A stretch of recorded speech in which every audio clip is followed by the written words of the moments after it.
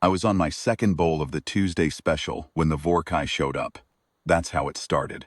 Not with a siren or a broadcast or a column of armor rolling down Maine. It started with a shadow falling across the window of the Brannock feed diner in Callaway Flats. The kind of shadow that doesn't move the way shadows should. I noticed it the way you notice your coffee going cold. Only after the fact. Only when the room had already changed. The shadow was a ship. Compliance class, I found out later. About 400 meters bow astern, though that means nothing when you're sitting in a booth with a chipped laminate table and a bowl of chicken barley in front of you. What it meant, practically, was that the sunlight stopped. Just stopped. Everything outside the window went a color I can only describe as pewter gray and wrong, and the few cars still in the lot sat there looking embarrassed to exist. Corporal, under the table, didn't wake up. He was 9 years old, and he had been a working dog for 6 of those years, back when I was still drawing a paycheck from the Army's Handler Corps. Beagle, full-blooded, tricolor, 33 pounds on a good day, notched left ear from an incident in the Galloway tunnels that I've signed. Papers not to discuss in detail. After I retired, he retired, which in his case meant the booth under the table became his operational theater, and the chicken barley smell was his mission briefing. He slept there every Tuesday while I ate lunch, his chin on my boot, his breathing slow and even, that particular Beagle rhythm that sounds like a very small engine that has decided it is done for the day. I was watching the shadow when Denny Brannock came out from the kitchen to refill my coffee. He saw the window. He went back into the kitchen. He did not come out again, for some time. I don't blame him. The 3 Vorrkai compliance officers materialized in the center of the diner, approximately 4 minutes later. I've read the after-action summaries. Everyone calls it a teleport, but that's not quite it. It's more that they weren't there, and then they were, like a word you suddenly remember mid-sentence. They stood in a triangle formation, robed in that particular gray-green color that Vorrkai officials favor, which I later learned is their caste color for authority imminent. They were tall, 7 feet the tallest. Their faces had the arrangement of a face without quite committing to the details, like someone had described a human face to a sculptor who'd never seen one, and the sculptor had given it a solid try. The one in front held a device about the size of a paperback novel. It projected a column of amber light toward the ceiling. Inside that light, numerals floated, 77, then 76. They hadn't said a word yet. They didn't need to. The numerals said it. The lead officer looked at me, or looked in my direction. The Vorrkai don't exactly make eye contact. Their sensory range is broader than ours. So looking at you means something different. But it oriented toward me, which amounted to the same social fact. It spoke. The translation chip in my old core issue watch rendered it a half-second later in a flat, genderless voice. Organic resident of the 3rd planetary body. You are addressed under Vorrkai Compliance, Statute 14. Your world has been assessed for integration. The window for voluntary compliance is 77 seconds, at the conclusion of which non-compliance protocol is enacted. Indicate your surrender. 68, 67. The other 2 officers spread slightly, covering the room.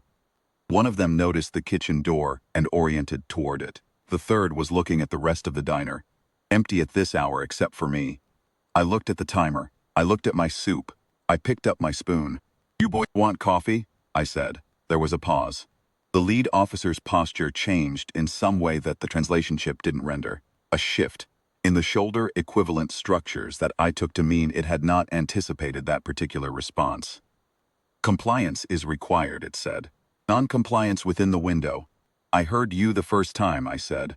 I wasn't being rude. I was being honest. I had heard it. Was simply finishing my soup. I'm going to let you run your clock. 52, 51. Corporal shifted under the table. Not much.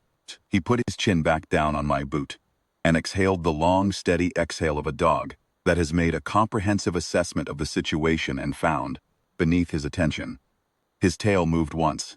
That slow, single sweep wag that means nothing in particular and everything in general. He did not get up. He did not growl. He did not do anything that anyone would have written a report about. But he opened his eyes. 43. The lead officer took one step toward my booth. It was, I think, meant to be a step that communicated urgency. The Vorrkai are a species that has spent about 6,000 years developing a very refined vocabulary of physical intimidation. The height, the cast color, the amber countdown, the triangle formation. These are things that work. They have worked, by the records I later reviewed, every sentient and species the Vorrkai have contacted. 112 species, 112 surrenders, all before the clock hit 30. The step toward my booth was part of that vocabulary. Corporal raised his head. He didn't stand. He didn't bark. He turned his head from under the edge of the table and looked at the lead officer the way a very old, very calm dog looks at something that has just entered a room where it has been sleeping.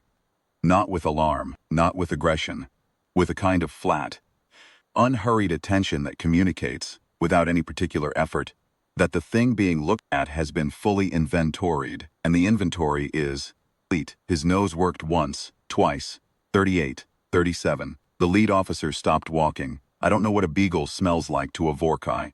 I've thought about it since.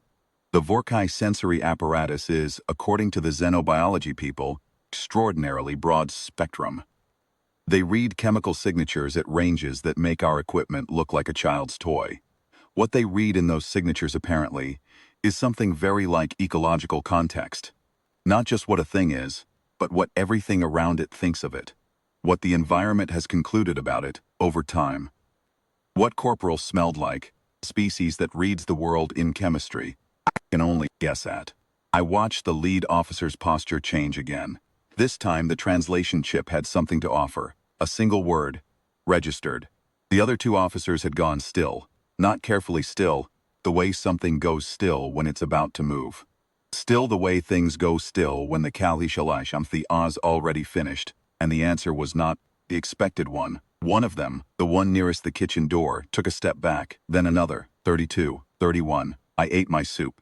Earl watched the lead officer for another few seconds. Then he put his chin back on my boot. The amber column flickered. 28 seconds it went out. The lead officer said something. The watch didn't translate it. The chip flagged it as an inter-officer. Communication, cast encrypted, not meant for me. But the tone came through. Tones always come through. It was the tone of a man who has walked confidently into a room and found something in the corner of it that has changed his plans without lifting a finger. At 26 seconds, the triangle formation dissolved. The three officers moved toward each other with the particular efficiency of a group that has collectively, wordlessly, reached the same conclusion. They didn't look at me again. The lead officer looked at Corporal one more time. Corporal was already asleep. They weren't there, and then they weren't. The shadow outside the window thinned. Pewter gray and wrong became regular gray. And then the gray broke open, and the afternoon came back in through the window and lay itself across the fact table the way afternoon does in late autumn, flat and clean and indifferent to everything that had just happened. I sat there for a while. Denny came out of the kitchen eventually. He looked at the space where the officers had been, then at me, then at the counter. He picked up the coffee pot. His hand was very steady, which I respected.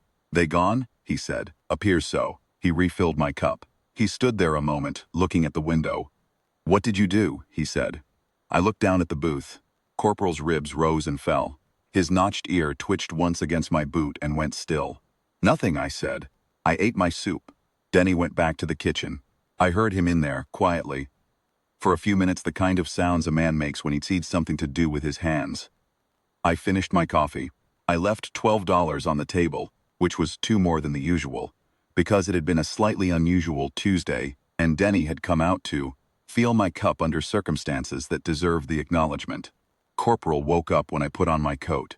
He stood, stretched, the long, extravagant stretch of a dog who has slept well and has no complaints, and looked up at me with that mild, affable Beagle expression that means he is ready to go home. We went home. I wrote up a brief incident report that evening, because old habits. I sent it to my former unit contact, who forwarded it to someone with more stars on their collar than I'd ever had. They sent back a one-line acknowledgement. Noted. Well done. I didn't have the heart to explain that I hadn't done anything. The Vorrkai Compliance Division, according to the Xenodiplomacy Office, filed a notation against Callaway Flats 3 days later. I've seen a translation of it. It reads in the relevant part. Third body settlement, grid reference omitted. Survey suspended. Registered Apex Companion present. Do not schedule for compliance outreach. There's a category in their records, apparently, for places like this. They've been keeping it since their first contact with Earth, 40 years ago now, when the initial survey team came back, reporting that humanity's domesticated fauna required a separate threat assessment file. The category is called, in rough translation, locations where the quiet ones live. Corporal, for his part, went back to the booth the following Tuesday. Chin on my boot, slow, even breathing. He's been retired for 3 years. He takes it very seriously.